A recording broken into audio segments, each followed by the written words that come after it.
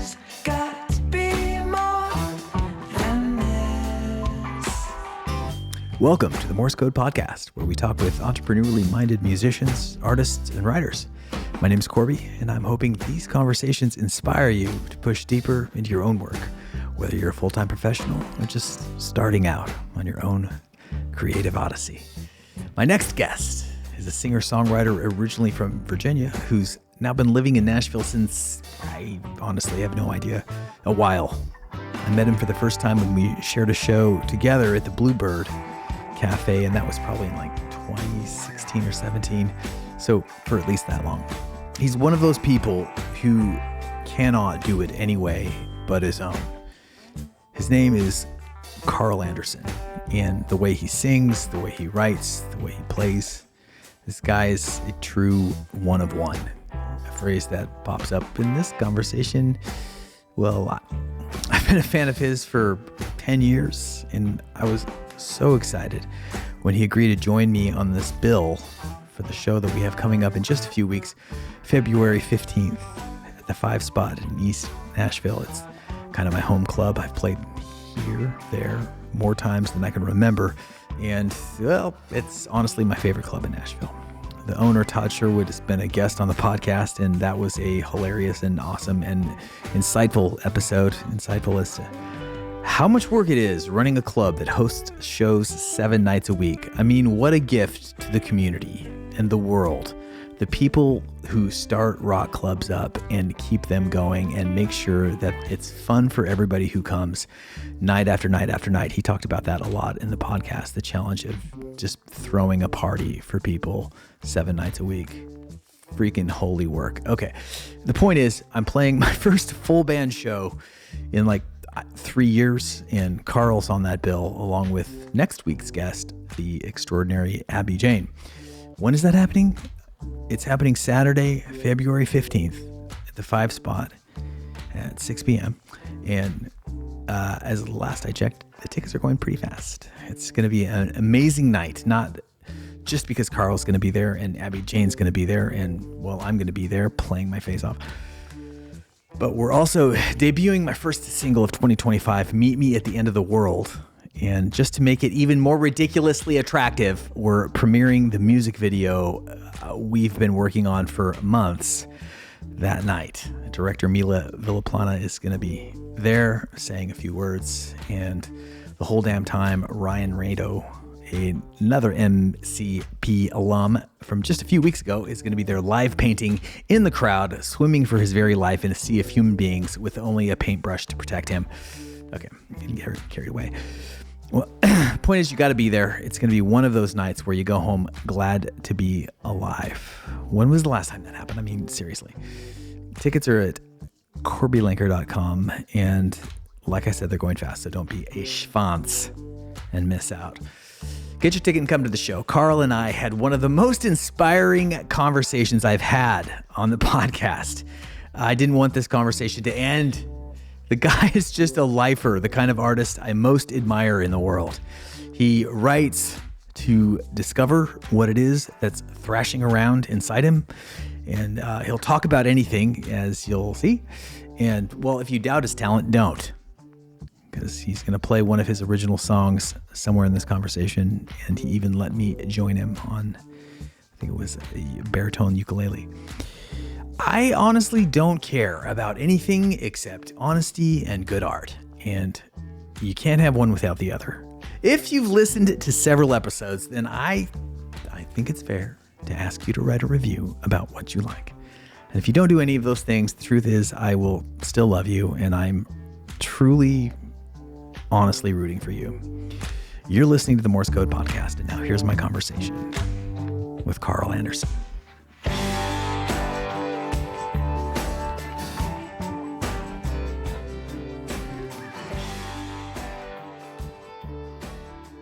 Carl Anderson, thanks for joining us over here on the Morse Code Podcast. And we've already been just talking about everything. I'm pleased as punch to be here. I really am. Both of us, my friend. Yeah, man. Well, I think that I want to talk about a couple of things. I thought about this a bit in advance, but maybe we could open this with a little praise, me for you. this is what I love about you. Lay it on me, baby. You're kind of a one of one. We were just talking of one of ones. And in this sense, nobody sings like you. So you have a really unique way of being. Interesting. And then the songwriting is so unique and I want to say like difficult to plumb, but that's not exactly the thing. It's just it's a tone poem way of being, and it's utterly unlike any sort of like Music Row, like strategic. You're not a strategic songwriter. You're like, what's gonna sell? Right. And I feel like if there's a through line at all on this podcast, it is people that write from some place inside themselves that maybe they only partially understand. Do you think that's a fair characterization of your approach? No. Cool. Tell me more. No, I'm kidding. I think that's a decent. Yeah, I mean, I think that I'm beginning to kind of scratch the surface on. I think like my voice in the last handful of years has begun to sort of reveal itself. It's just, but I don't know. It's my perspective that I really don't know how to characterize my own stuff. I don't really. Well, to me, it's like I'm self-conscious to the point of psychosis. So I'm so disturbed by like the stuff that I make often. In what sense? Like its quality or what it reveals about yourself? I think like I hear just like the searching for that, like something that is truly, like distinctly my voice. Like I hear, it's just hard to separate. I hear the little stuff, my influence is coming out. You know, I'm like, oh, I took that from that. That comes from that. I know exactly where all this stuff is coming from. Like, because I absorb it. Like I know what I'm eating. And so it's hard for me to parse out like what is me and what is an amalgamation of all of my influence and the stuff that I absorb every day.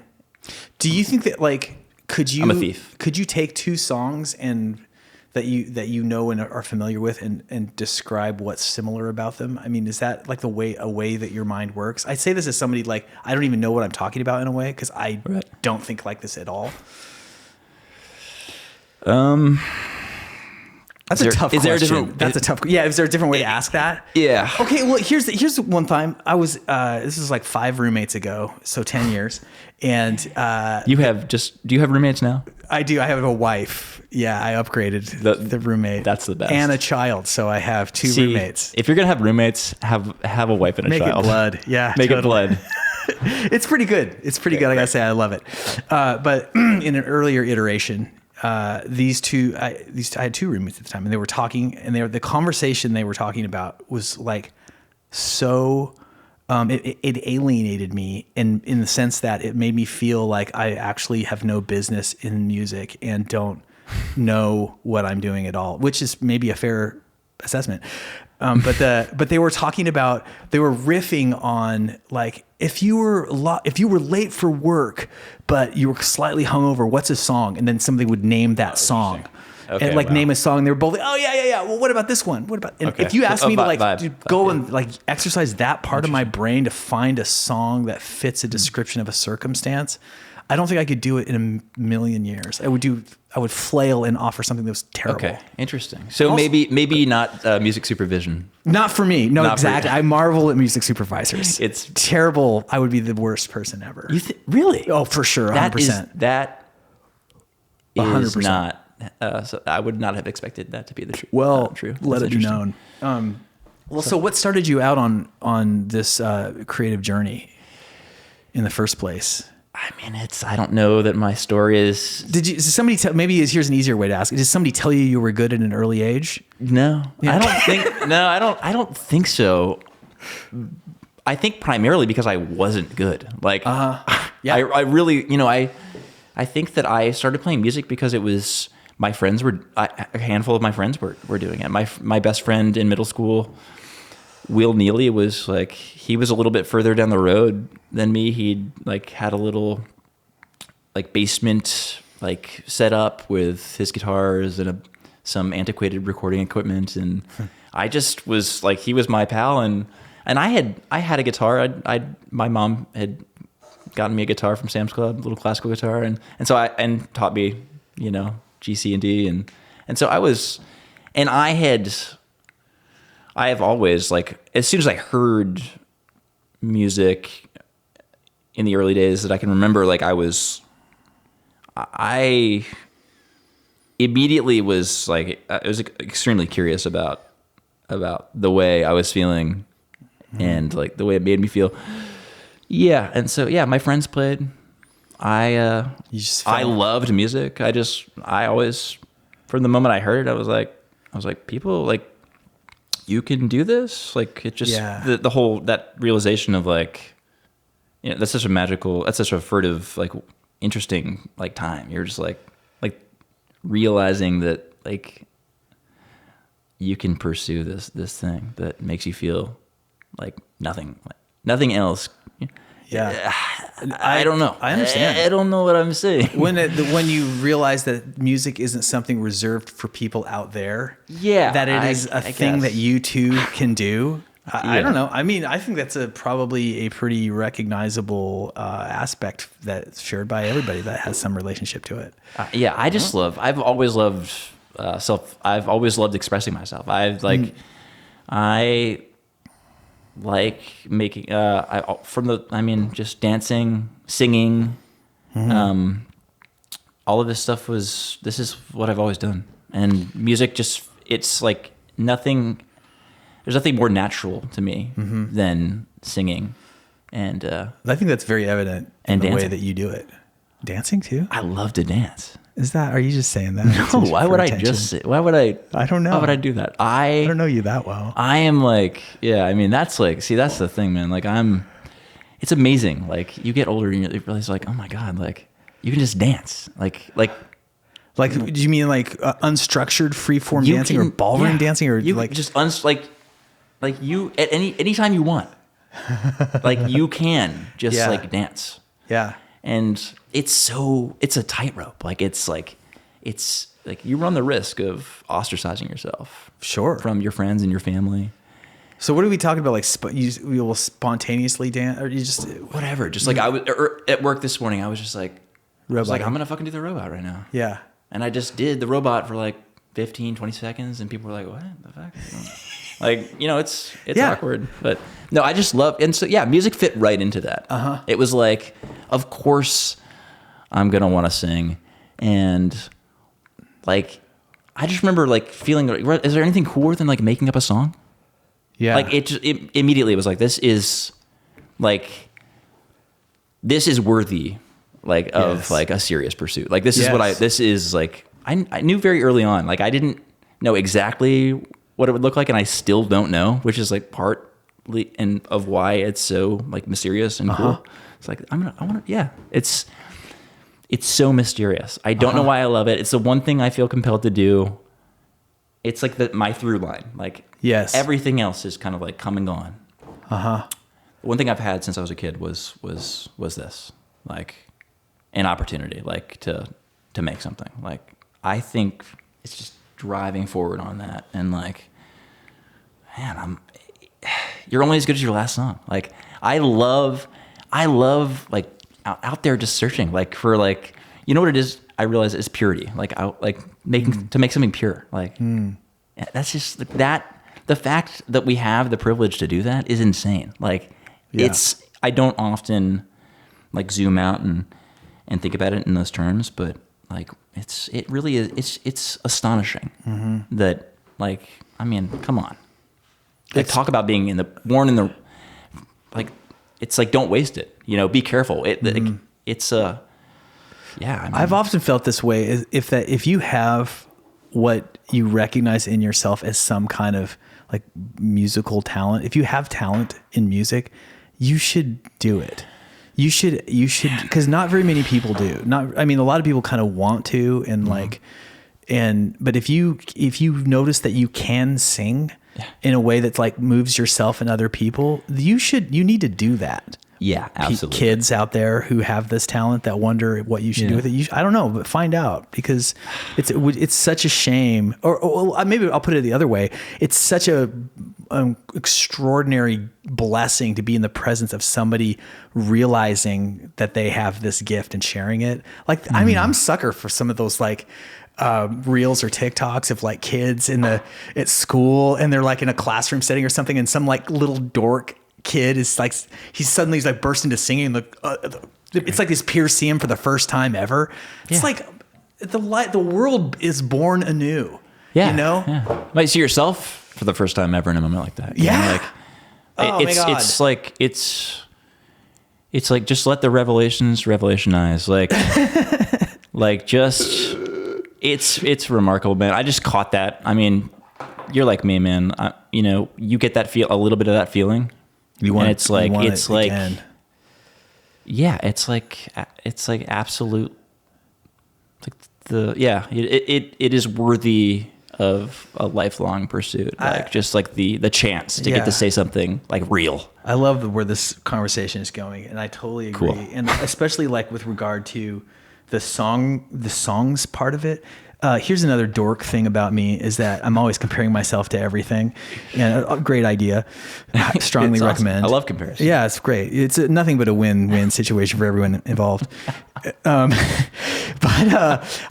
like look at, I can get intimidated by classical music and just I'm intimidated by everything. Everything I see, I'm just like, that is so amazing. I could never. And, it's like easy to look at a Chopin etude and just be like, that is so sublime. That would be a word I would use for that. Totally. Or like a Beethoven symphony. It's like, that is so, so huge of an accomplishment. It's so big. It encompasses everything. It's masterful, right? But Beethoven couldn't write a song like John Prine. No. And that's where songs sneak in there. It's like the definitive, I feel like, American art form, because it is such a humble thing. Americans aren't polished. We're just like crass kind of frontier people. And like songs, but our thing is we make the world new, kind of we make everything our own. Yeah. And songs, that's what songs do. Everybody has a valid perspective, and a song can, in the most humble way, it doesn't in fact, like fewer chords the better, like don't make it hard. Just like get in there and say something that's true to you. And that can fill the whole world. That can justify a life. Absolutely. Don't be afraid of the truth. Don't be afraid of the truth, kid. Get on in there. Thrash around a little bit. See what happens. It's interesting, like, James Mangold, Timmy Chalamet doing this movie right now. It's like, did nice you watch timing, boys. Yeah. Did you watch it? Yeah, of course. I haven't yet. Why? Of course. I could see like another perspective, being like, I'm never going to see. No. It's. I don't see Timothy Chalamet in another movie. I don't know. You could make that argument. I don't know. Like I sort of arrived at. I didn't grow up like listening to Bob Dylan because my mom can't stand the way he sings. Which is like, it's all good. So I arrived to this stuff a little bit later, but I mean, I'm like fully, I never wanted to be that guy. You know what I mean? I never wanted to be the Bob Dylan guy. With the harmonica in his mouth. Just like on the brace. Just like the white guy at the party, like talking about like blood on the tracks. And like, just like. That guy's taken. Yeah, that spot is taken. It's taken. It's out there. And it's like the party. Last, I tried so hard for so many years to stay away from becoming like that. What did you get? I'm addicted. What did you get like electrified by early on? What was like? I mean, I remember, early 20s, like visits to New York to see my friends and like getting on the Greyhound bus and like reading Chronicles and like knowing that in 5 hours I'm going to be in Greenwich Village. Just like, I mean, totally like fully like sipping the Kool-Aid. And Chronicles was my inroad. I loved it. Yeah, I don't know. It was probably, the early stuff, the stuff we all know that is just like in the air. Yeah. Don't think twice. And when you're like, as a young songwriter, it's like, I mean, Steve Earle says we're all post Dylan songwriters, and I think that's perfect because it's like this thing I'm like fixing to like spend my life doing. Like he kind of like created this job for us in a sense, like, you know, and I think that, and the deeper you go with him, it seems like the more it's the gift that keeps on giving. It's like, it's just fascinating. And it gives me a lot of hope. Mm-hmm. The fact that work is just there for us to go to whenever we want. Like literally when thanks Steve Jobs, who was obsessed with Bob Dylan. Mm-hmm. I love that connection. Mm-hmm. I love that he wanted to bring the essence of, I'm sure of Bob into the technology a little bit, you know? It's just, I'm obsessed. I got off track. No, damn. That's fine. That's shouldn't have taken the point that. Of this is hit There's before no I came in. Yeah. Whoops. Side note, a club owner locally who will remain unmentioned was a guest on an earlier episode of the podcast, and he brought two Delta 9s with him, and he's just say no, kids. He's just pounding them through the great conversation, fantastic. Awesome. Just by the end of it, was just not even on there were no rails anymore to go off of. I don't like rails. Yeah, well, unless of course, no, you're kind kidding. of railless, nice. There's a cocaine joke. Which kind of rails? I've never tried that stuff. You're kind of last time. Well, let's see. Last time I talked to you, here's a non sequitur. You were pretty sober. Yeah. Is that still going on? Well, I've always been what the kids call California sober. Yeah.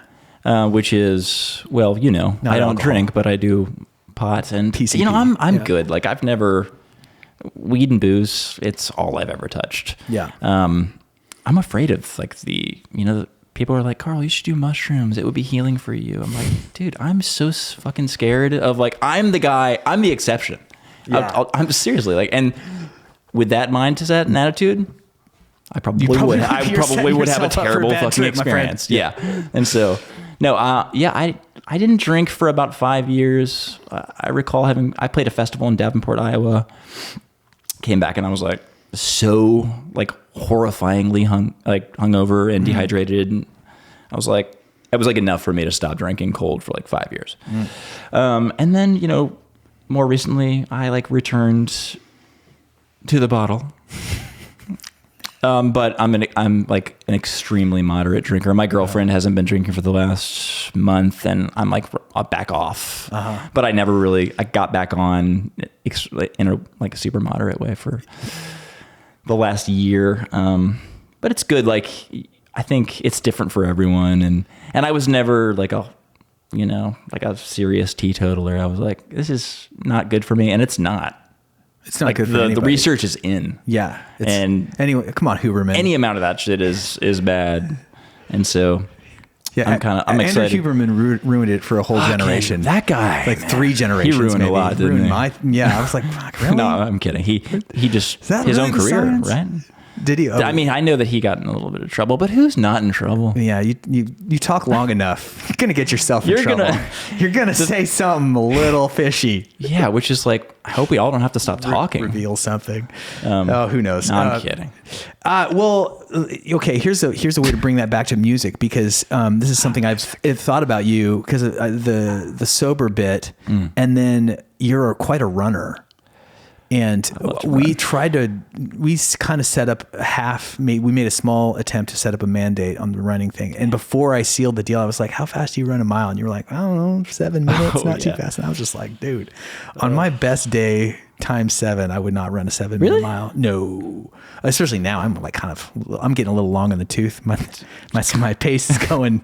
I love how you look younger than me. It's frustrating. What's that? Nothing. Okay. I was just saying you look younger than I do, which is like. That's not true. It's obnoxious. I'm sitting on this side of the room. It's obnoxious. There's nothing on accident about that.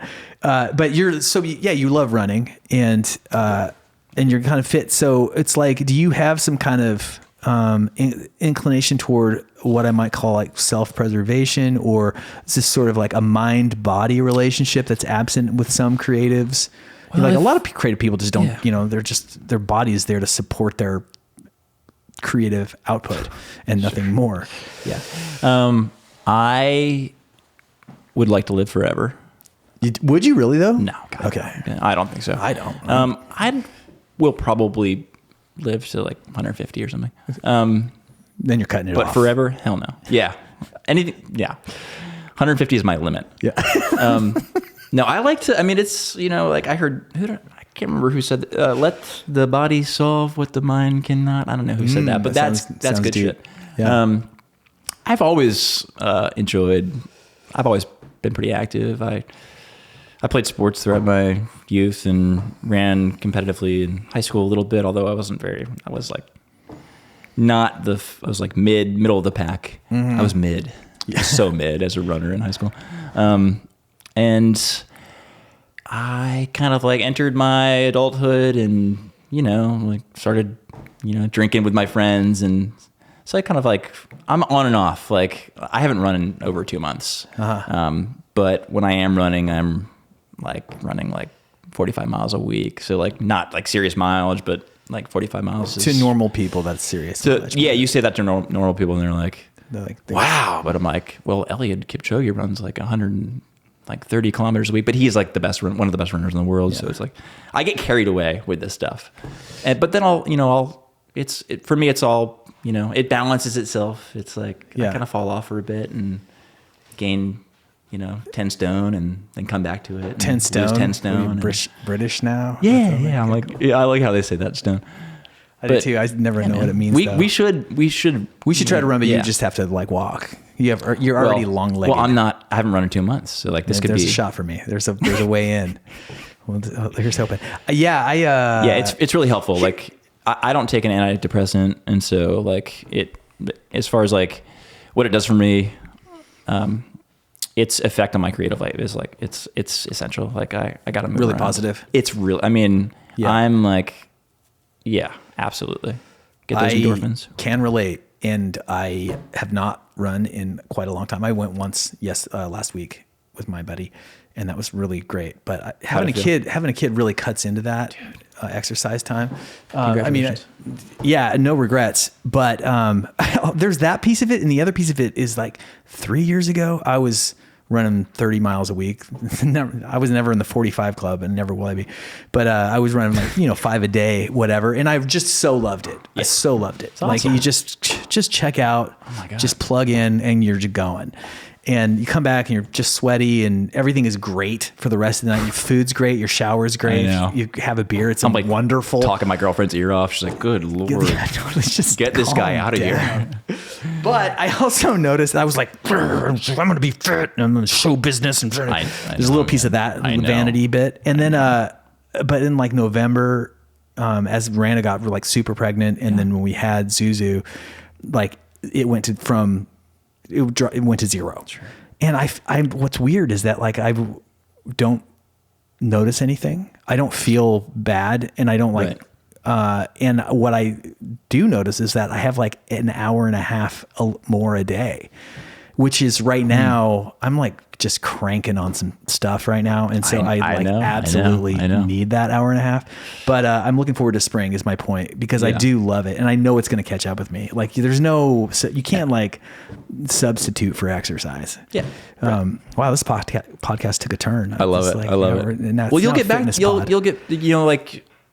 You'll return, it's like, it's the way I do it. I'll never not do it, because it's just it's actually a joy. Even though it's a discipline, it's just like, it'll be part of my life forever, because it's wonderful. I think everyone should exercise in some way, even if you're just like doing a deep knee bend or two a day. I mean, like my parents who are now why aren't we standing right old, now? We should be like, okay.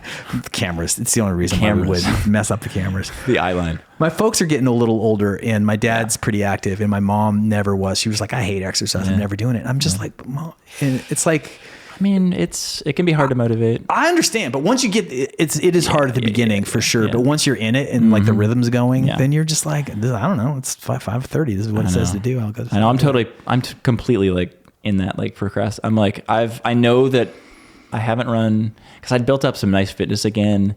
And then I fell off. The holidays came. I'm like eating fudge at 3 a.m. in the dark in my kitchen. I'm like, what the hell is going on? And so now it's like psychologically, I'm like, I know it's going to be hard coming back because I've lost fitness, and it's like, and I just need to totally get it. Yeah. Need to be rigorous. Let's talk about something really fun, which is the music business. I love it so much. I love it so much. I feel like your relationship to let me just set this up too by saying this podcast is not about how to get successful at music. This is going to break me. Well, I mean, fingers crossed. Let's just say that's why I came. I mean, it broke me huge. So I only can expect the same to happen to you, my friend. We're going viral, man. So I am not interested in success in the music business. I cannot tell you how to win, or I don't care about if you win or not. I gotta put my sunglasses on if we're gonna talk about the music Okay, cool. I wish I had some. See, this is great. This is how I feel about the music business. It's sitting across the table from a guy wearing shades inside. I'm like, fuck, I'm not cool. It's true. We can pass them back and forth. Whoever's talking, if you want to talk, has to wear the sunglasses. You have to be wearing the sunglasses. But you, no, we don't. You moved to town you moved in freaking Nashville from Virginia, right? Yeah. And so you had some notion. I did. What was that notion? I mean, I'd been here. I'd visited Nashville a handful of times. I kind of graduated high school, Charlottesville, Virginia. I'm listless. I didn't go to college because I didn't, get good enough grades in high school to go to college. Whoops. So just working, playing, touring in concentric circles around Charlottesville. And I just wound up here. I followed the girl I was dating at the time. Yeah. Carly came to play the Bluebird and she's like, oh, you should come and hang out. I'm going to be there for a week. And so I came here to see her play the Bluebird and she was awesome. And I was like, oh shit. This is New York. Loved it. Could have lived in New York as a young person, but it's so intimidating. It's expensive to be there. LA, same thing. Nashville seemed I got here and I was like, oh shit, I could live for on the cheap here and pursue my dream. Once could. Yeah. And Nashville, it's just you just you just hear about it and you're I remember it just made sense for me. So when I started visiting, it was I decided not long after that, I'm going to spend a little more time in Virginia. I'm going to get married. And then I'll come. I did. Wow. Yeah. I got married. I met, my ex Ellen. And when we met, I was talking about Nashville and she's like, cool. And yeah, we got married, lived for another year in Charlottesville and then packed a Penske truck. I had just completed an album. I was like, let's go. And was that the one that had Phil Cook on it? No. That was later. No, that one came later. This is a record called Risk of Loss, but yeah, I just yeah. We're going to play a song off that. Yeah. Yeah. Maybe we could do that right now. Sure. Do you want to set that up? Yeah. Yeah. We'll set it up. No, I mean, set up the song. Yeah. Sorry. I was do I have to engineer the I did not. Move the mics. I was like, what? Dude, I'm not going to do it for you. Set it up. Okay. Yeah. So, yeah, I made this album, Risk of Loss. I had made one record before that. And so, yeah, it felt I knew that eventually I'd leave. I had it in my mind that I will leave Charlottesville at some point. I didn't know exactly where I'd go, but yeah, when I came here and caught the vibe and met some people, I was like, this could be good for me, a good place for me to be. And yeah, you really want me to do a song? I do. Are you gonna play with me? Yeah. Did you listen? Ah. Okay. Yeah, I got the lyrics down and everything. We'll yeah, a little harm. Should I tell you about the song? Yeah. Hence the term, set this one up for me. I don't know this. Listen, man. Give me the sunglasses. Okay, set up. The song I'm going to play is called Separate Ways. And I like this. There's something about this song that I like a lot, which honestly, there are just a few that I like when it comes to my own material. And I don't know why it is. It's difficult to say exactly why I like this song more than others. I wrote it very quickly, as I do. And I wrote it shortly before I moved to Nashville, and it's it foreshadowed my experience in life a little bit. I listen back to it now, and I'm like, whoa. It's just like predictor. little. You ever like you get that in your stuff? Sometimes you're listening later on, you're like, oh my goodness, like. Yeah, in a big way, actually. I immediately think of something. It's so interesting. But yeah, well, let's give it a ride and talk about it afterwards. Cool.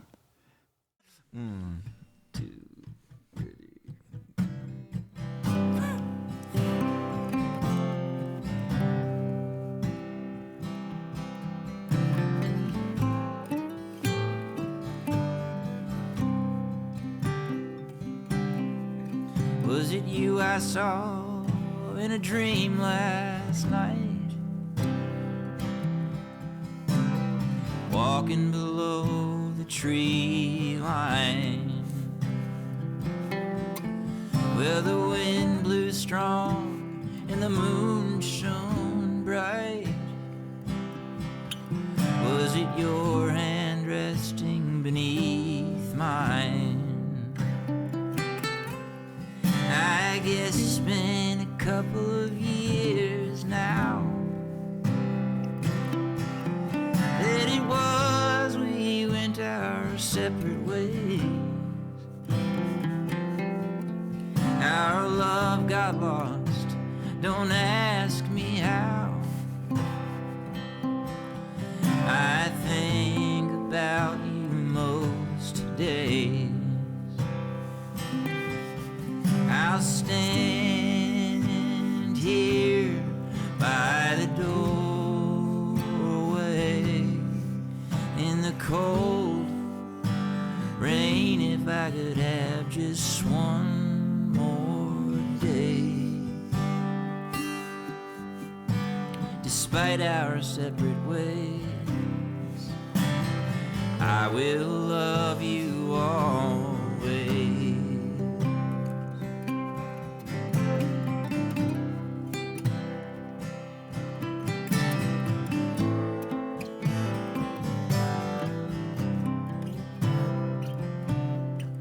Well, the sun bent low and lit the sky on fire, sent my heart racing as you became the small town crier that the whole world was embracing. I'll stand here by the doorway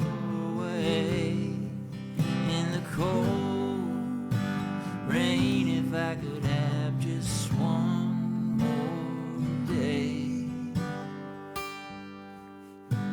Despite our separate ways,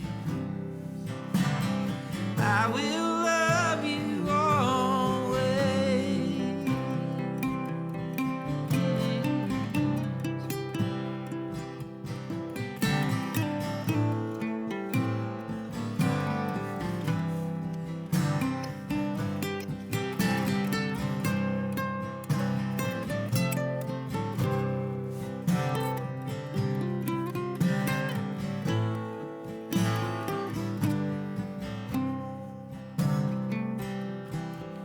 I'll stand here by the doorway in the cold rain if I could have just one more day. Despite our separate ways, I will love you always. Despite our separate ways, I will love you always.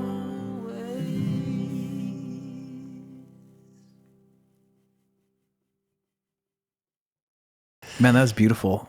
Thanks, Korby. That singing alone is just like, that's the one of one for me. I love to sing. Yeah, you can tell. It's really special. Thank There, you. that was a little too hard on the sleeve there for me. I'm gonna reel it. I'm gonna take it back in. It's grotesque. It's grotesque. First use of that particular word on this podcast. Ding, ring the bell. You should have like. So this is another reason why I wanted to talk to you, because you are like, you're not. Well, is it okay to say that you have like a straight job? Yeah. Is that okay to disclose? Right. Yeah, absolutely. Fuck it. Yes. I mean, fuck it. There's so much freedom. Dude, I don't make a living playing. Like, come on, man. Anyone that sees this, they'll know. Yeah. They can probably. You can tell just by looking at me. They're like, that motherfucker needs He's to not go. paying his rent with the old sing It's song. like, he actually should see a doctor. He's like, those are like. You are skinny. I'm only 37 years old, man. The girls at work say I look like Willem Dafoe. I mean, he's Like, a very handsome guy. He's kind of an ageless handsome. I can dig it because he's the shit. Yeah. And honestly, like, he's a little bit of a hero. But yeah, he's also like quite a bit older than me. And I was like, what, you mean like young Willem Dafoe? And they're like, nah. Current Willem Dafoe. He's tipping into 70. I don't know. Awesome. Like, yeah. Sick.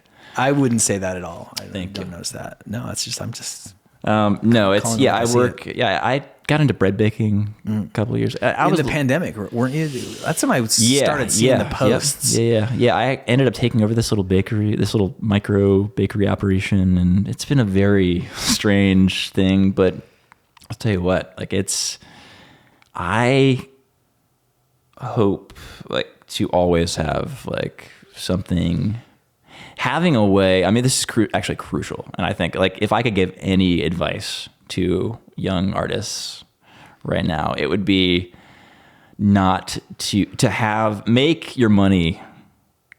Don't be afraid to go out and make some money doing something else, because it's just like I tried the whole starving artist thing, like essentially like for like the bulk of my 20s. I kind of had jobs here and there, but man, being broke is hard. It's hard, and it's like, and you can be.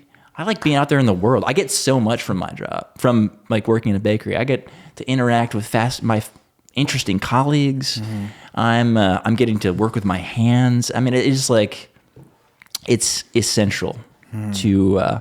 It's linked to my creative life in a real way, and so I hope to always have a little something going on here. And, I request time off in the app that we use for scheduling. And I'm like, I'm going to take 4 days off and go make some recordings and come back. And it's awesome. I love it so much. That is so sensible and so healthy. And so, it's something that I wish it hadn't taken me so long Yeah. to well, cause you have an idea in your mind so dumb. about what it is Yeah. and what success is and and your identity is attached. I don't know. I'll speak for myself. Oh my God. When I first moved to town, I was just like broke my entire 20s. I was in bands. I made records. I toured all the time. I could barely pay my rent. I also did not care. I think that's an important prerequisite. I somehow like, as long as I had enough for a pint and like a paperback book, I was like, this is great. And That's nice. I couldn't ever really, I was not, I mean, honestly, I just wasn't that interested in serious relationships too. So that was fine, because I was like, I just want to be out on the road playing music all the time. Anyway, but I was broke, right? And I moved to town and real quick realized that like nobody gave shit about me, which hurt my feelings, but was important. Important rite of passage. Of course. And not only did it hurt my feelings, but it removed my income entirely, because I moved from like Seattle, where I was living 2,000 miles away, and now all of a sudden there's no money at all. It went from hardly anything to literally nothing. Yeah. And so I had to get a straight job, and I ended up parking cars for like 3 years. And they won't park themselves. Best thing that ever happened to me. No, they won't. Actually, Teslas, I guess they do now. Right. Yeah. Who knows? Yeah. I would have been unemployed. Like that would have been. Okay, what I'm trying to say is that's still to this day the only skill I have outside of kind of the arts.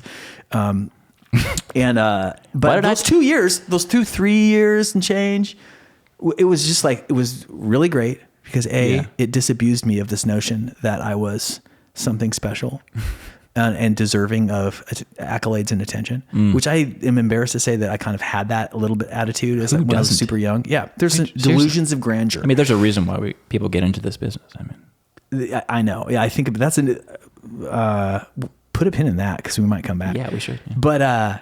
But having the straight job and then realizing like after a few days of doing it, I'm like, this is great. Like no one cares about me. And now I don't have to like be anything. I don't have to, there's no pretense. Before, anonymity like, is fire. It was so awesome. Anonymity is tight. Total fire for creativity. And there was no stakes.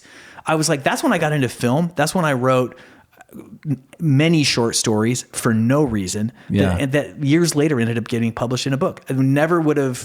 That would not have happened had I not had that straight job where I wasn't like, my income, my livelihood was not coupled to my artistic output. And that was so important to understand. And to this day it's like, even though I'm still like kind of hanging my hat on the, like we're paying our mortgage somehow, yes. but, it's not the same. I don't have the same relationship to art having to pay. Like this podcast, as famous as you are going to be now, it's not, I wouldn't recommend it as a way to earn fame and fortune, but I would recommend it as a way to have genuine experiences with really interesting people. And for me, love talking to people. Yeah, that's enough. Checks boxes 1 through 5. Anyway, Truly. So kudos to you. And did you have any sort of like similar feeling of like, oh, I moved to Nashville and now just not even care? Well, it's sort of like, I try not to think about it because I try not to look at, it's hard. I try not to look too closely at this stuff because it's like, it all feels kind of fragile. I'm like, I don't want to examine what's, and I feel like I have this, I feel really lucky in the sense that it's what drives me. What drives me has also kind of, I'm just like perpetually, I've gotten in my own way just a lot of sort of like self-sabotaging behavior but I'm kind of like blissfully unaware. Yeah. When it comes to like, I'm never really been out there like networking, although I have been out there talking to people, which is what I like to do. Yeah. And so I'm like, how did I think without trying, I'm extremely extroverted personality. And so I think when I got here, I was just out there. I was out and I wanted to hang. I wanted to meet people. And apparently that is what you do in this business is. Yeah. And so I think that being a good hang is really helpful. It is. And like, in order to be a good hang, you can't really think about that in that way. Yeah, like you kind of just be yourself. Yeah. And, of course, like I'm extremely self-conscious. Like I'm vain. I mean, look at you. This is like, my arms are the vascularity of my arms. No, I'm like everybody else. Like I'm a human being and like I want attention. That's like, I've been singing and dancing since I was little because I love all eyes on me. Mm-hmm. I'm psychotic. But I'm nonviolent. No. And that's crucial. It's hard, man. It's been a really, like I said, like I'm not looking too closely at it because if I did, I'd fucking lose my mind. Mm-hmm. And so, but it's, man, what I want, I think sometimes about children and I'm like, man, like, God, they might be artists because it runs in my family. Like this creative desire to make things and entertain and sing. And it's like, it's a hard life, but I'm so happy. I remember when all my friends went to college and I felt very different. And I was embarrassed. Mm-hmm. I was like, you should have gone to college. Well, yeah. Well, it was, it's just the normal thing you do as you graduate from high school, you go to college. And like, I just, I struggled in school. I'm not I'm not an intellectual. I'm like, I'm kind of, I have a simple mind, and I've been able to like, I can, I kind of, faking my way through a little bit with some of this stuff, and I'm constantly learning new things, which is awesome. I love that. And so I don't think I'm going in the other direction. I don't think I'm regressing. I think I'm. I mean, that's all. That's everything. So you're not regressing. I mean, but you're probably not stagnating either, as long as you're like, Yeah, I think that like having. I really like. I don't think I realized how much there was on the line. Like early on, I was like, I kind of like I'm kind of hoping this works out. A little bit, but not really. But also just having so much fucking fun doing it. Yeah. Like really like lost in the process of writing songs, making recordings, touring, all of that stuff. I was just like, I used to like fantasize about being out on tour. Like I'm going to get to like, you get to like drive around and like entertain people in different, like that to me, it like capital R romantic, all of this stuff. Like I was like, preach. No, I mean, 1000%. And you know what's insane? And it ebbs and flows. Like I've obviously gone through like long periods of feeling like of just being like in the middle, completely lost. Yeah. Like utterly lost in life. Yeah. But it's like you learn too that all your heroes do. Like you read Chronicles and you like realize Bob Dylan like was thinking about like just was like gonna hang it up. I'm done.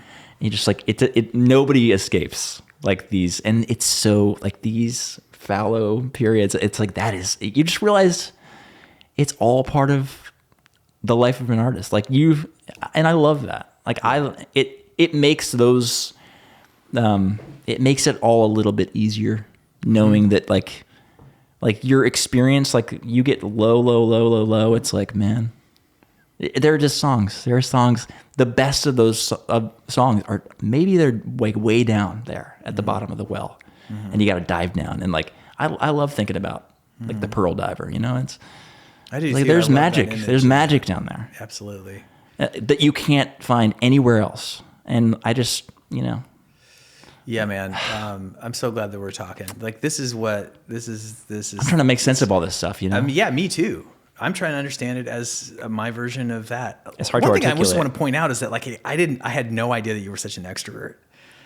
Really? And that's just unusual, I feel like, with songwriters. And maybe that's my own perception or something. But see, I have so much. I have reverence for you, like genuine reverence for you, because, well, one, like I love film and television, and I came up in the theater, and I just like we could talk. I want to talk with you privately just about what you're doing.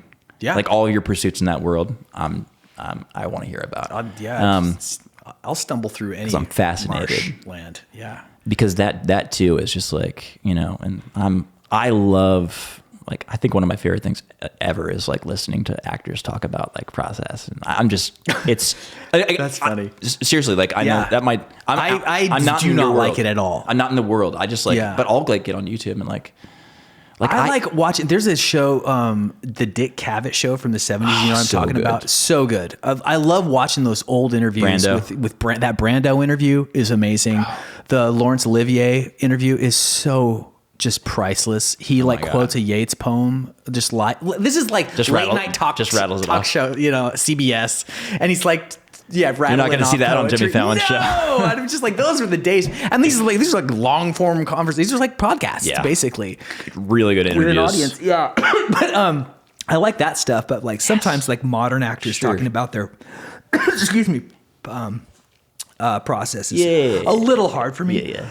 But I don't know why. That's because maybe I'm just like a little bit of a dick. Well, I mean, I'm also just like, don't talk about some of that stuff. Just don't. It's like you like not wanting to look too closely at something because it's real fragile. It's like you start talking about your process and you start believing your own shit. And then all of a sudden in the moment when you're doing it, wait, what are you thinking now? You actors, man. See, that's the thing though. Like when I watch that stuff, even like the cringe stuff, I'm like, whoa, like it's like a interesting, you just like get these glimpses of like the interior lives of these like individuals that are like these famous like actors. It's really, you're like, oh my God, you guys are a bunch of fucking psychopaths. Like, it's so good that you found this to do instead of like, God knows what some of these people would have ended up doing if they hadn't. It's like, it's interesting. Yeah. These personalities. I think that the angle on that is, for me, is like, I think that's sometimes how I get sucked in. I'm like, dude, who is Matthew McConaughey? Really? You know what I mean? Like, who are you? Yeah. I like that. Yeah. I mean, it takes a certain kind of person to like, to want to make a life. It has the same thing as you know, it's like a variation. It's a cousin to that's why I love your Dylan thing. so much. Yeah. Is like, or his whole thing, like creating art through a created self. Like he is, like Bob Dylan is probably one of the finest actors of like the last like 200 years. It's a real prescient observation. I think that you're really right. I don't, you know what I mean? But right? I mean, he like isn't Bob Dylan. He's Robert Zimmerman. He created Bob Dylan. Yeah. And has been playing, and he's played all of these different characters. Like he has continued and still is. He like joins TikTok 3 days before the band. I'm like, this guy rules. He didn't show up to accept the Nobel Prize, you know? The subversion is just like, he's like, I'm going to do this. He's like, it's brilliant. I think he realized like when he was young getting started, when he kind of like became like, when he was deified, he was like, fuck this. Like this is, I think he realized, he said like the press, oh, like you lie to it. He said that he's like, he's like, I'm going to like subvert this whole thing. And like, and be like a real mystery. Yeah.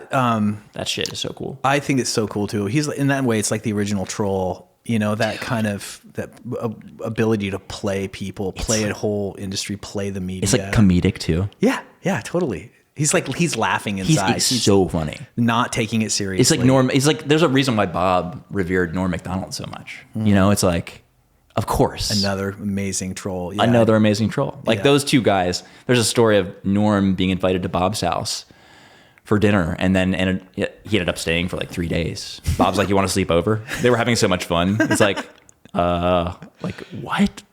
Yeah. Like that is, to be a fly. That is an amazing invitation. That's insane. Yeah. Like that's the kind of shit, like, man, human beings are so like, there's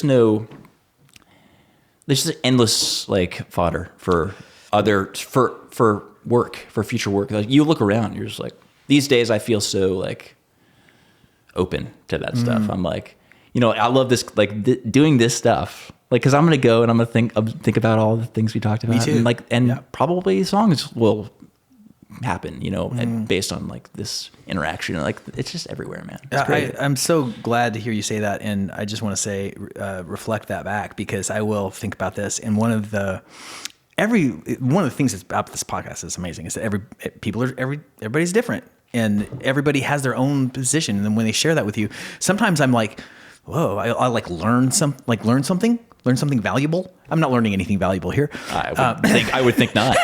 but sometimes I'm just so inspired, and I'm plugged back into the essence of what led me to do this, and is what keeps me animated to this day, which is this like hope in someday finding myself through the next song or the next story. Can I tell you a really short story? Please. We've been working on this video for a new song. I'm going to put some music out. I'm going to put a song out. That's what I'm going to do. I'll tell you what. I follow you on Instagram. I just want you to, I should say. You Poco. I see you. Yeah. I follow you too. Yeah. No, dude. I'm such a fan. And, but we've been working on this music video, and, we came home yesterday. It's 2 nights ago. And, we shot part of the video here in this room, and, really fun, exhausting. And I'm not super, I don't know. I'm not like an actor guy. I don't love being in front of the camera. I don't know what that's about. I want to talk about that with you. I do not like seeing myself. I see is all the problems. It's so disturbing. I see all the problems. And I'm just like, how I look, I'm getting old, all this. It's just endless. It's such self-criticism. It's paralyzing and unpleasant. But I do love making film. I love being on the team. Okay. It's such a like antidote to songwriting, which I love more. or maybe it's like I'm more comfortable with it. It's what I know. I'm really intensely private person, and I like that. I like working behind closed doors in the absence of pressure, or it's a ton of pressure, but it's like self-applied. There's not a performative element until I'm ready, and then I can share that.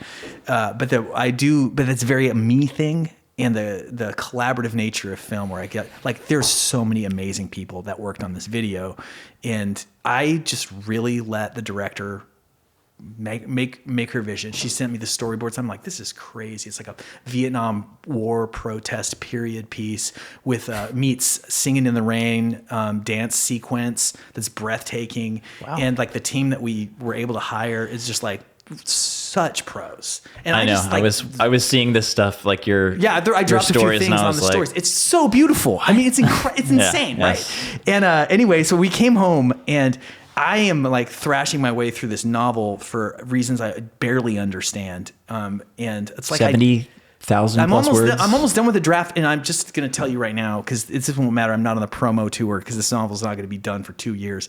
So I can say right now, it's just terrible, and I'm just so unhappy with it and me, and I can't write, and what have I done with all this time that I could spend on this other stuff? But I'm determined to finish. Anyway, that's where I'm at right now in my life, and in this, with regard to this project, that's why it's so fun to put this music out, because on the contrary, I really fucking love this song, and it's just a song, and it's just so fun to like put a song out into the world and just like let it be and let it live and like move on. And okay, anyway, that's not what I want to say. So we came home from the video shoot. I'm exhausted, and I've been just like queuing up YouTube, just like watching whatever doc. Sick. And this doc comes up on Fred again, an artist that I have zero understanding of or relation to. He's a huge EDM sort of producer guy, like 24 million followers on Spotify guy.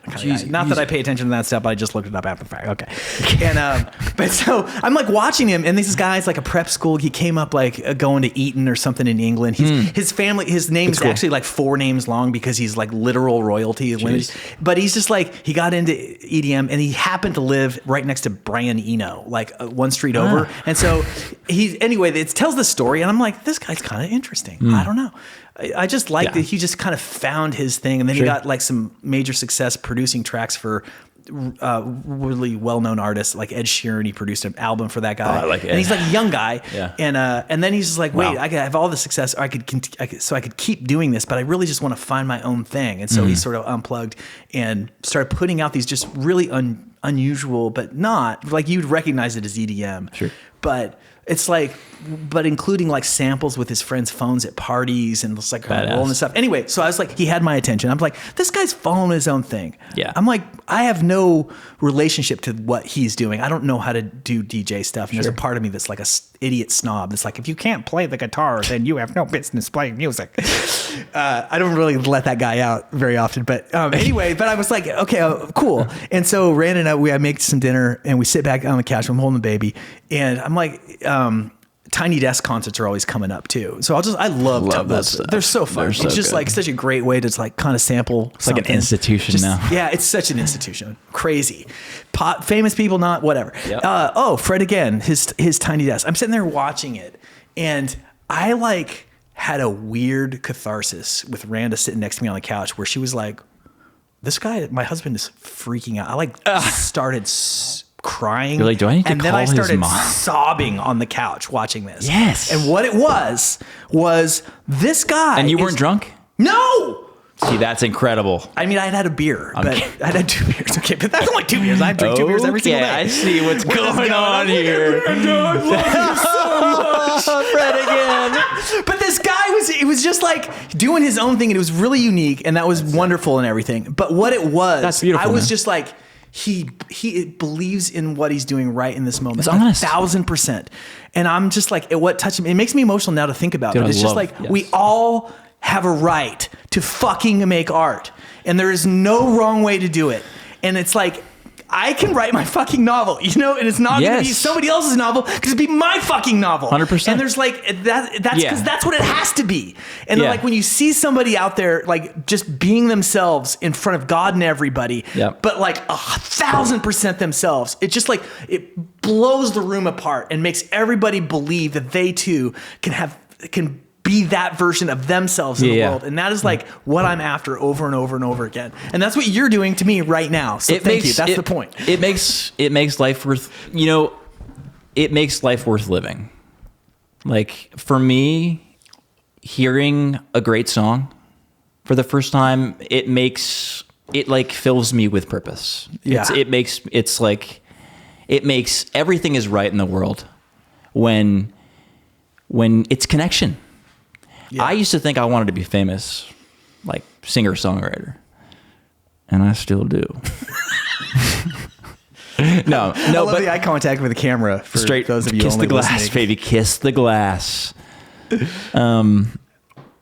I had it all mixed up.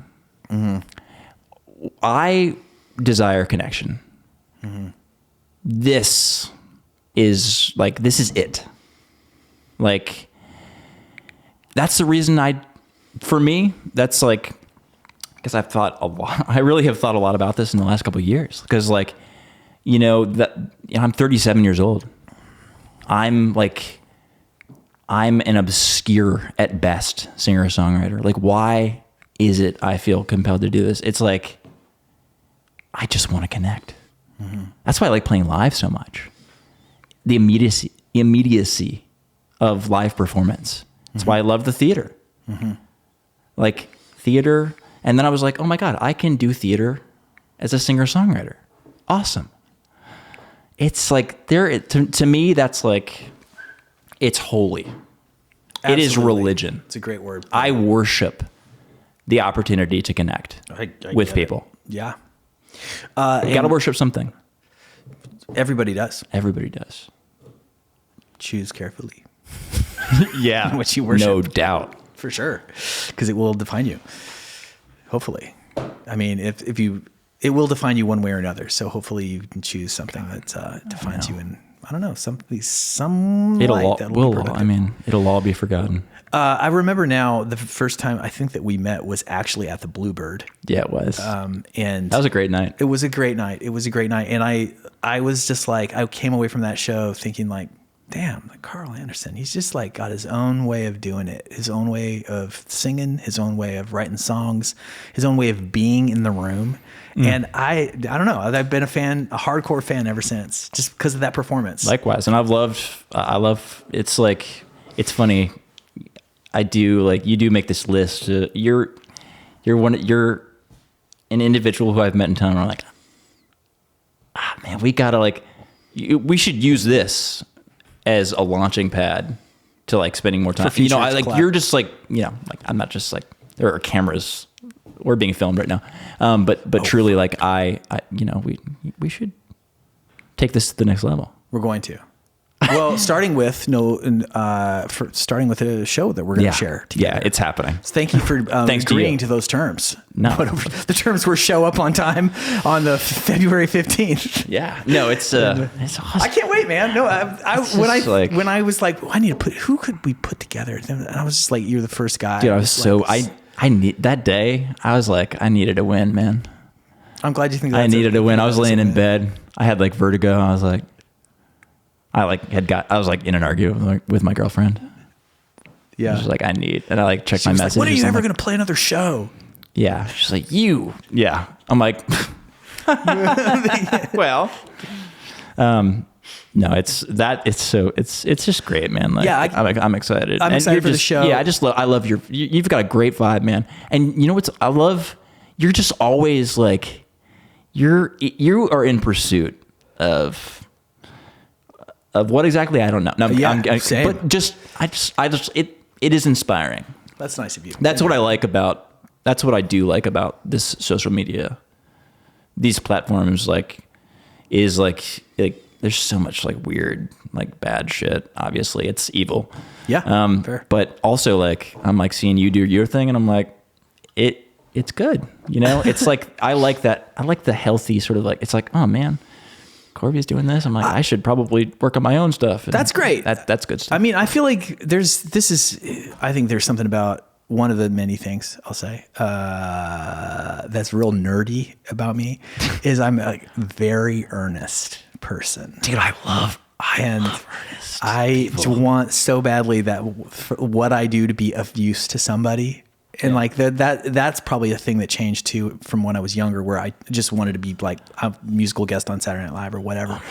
And the dream. And now I've just realized how lonely the world is and how hopeless so many people are. And I understand, man. It's like easy to feel hopeless in this world.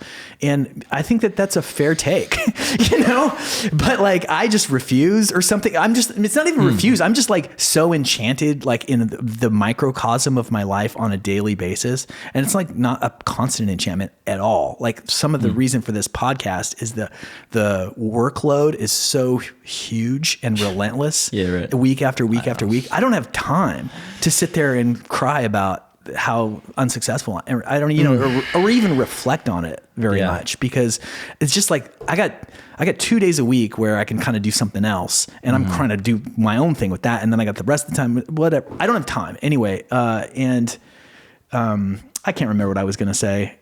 But it's just like, thank you for saying that, because I want what I put out to make somebody go, maybe I'll finish that song. To me, it's you know what I mean? It's just cool, man. It's just cool.